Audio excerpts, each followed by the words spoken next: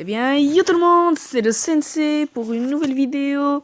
Dans cette vidéo, on va surtout parler d'un sujet qui n'a pas été bien traité dans Dragon Ball Super.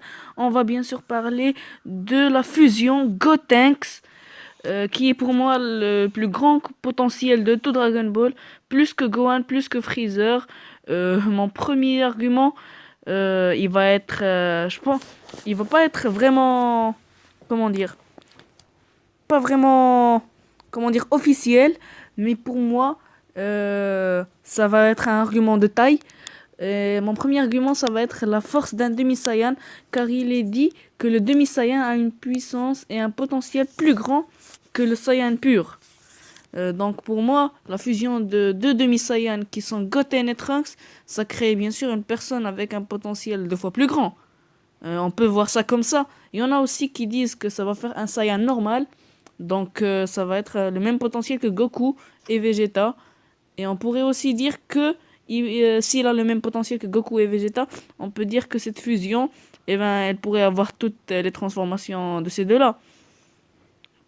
Euh, donc je disais, et on peut aussi le voir dans la transformation de Gotenks en Super Saiyan 3, alors qu'aucun des Saiyans à part Goku ne pouvait le faire. Ça prouve... ah oui, et déjà Goku, ça lui a pris des années pour le maîtriser.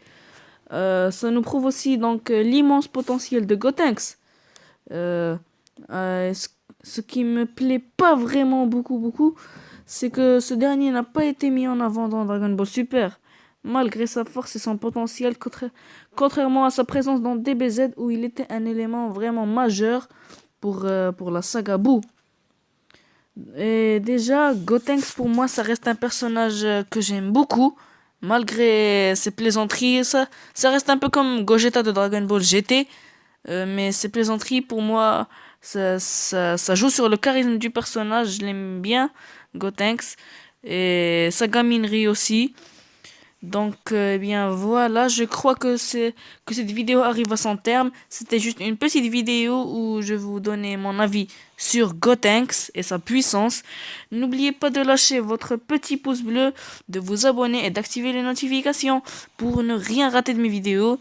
Et n'oubliez pas de me mettre aussi, comme je vous dis toujours, dans les commentaires des idées de vidéos. Ça pourrait faire plaisir. Je vous dis ciao!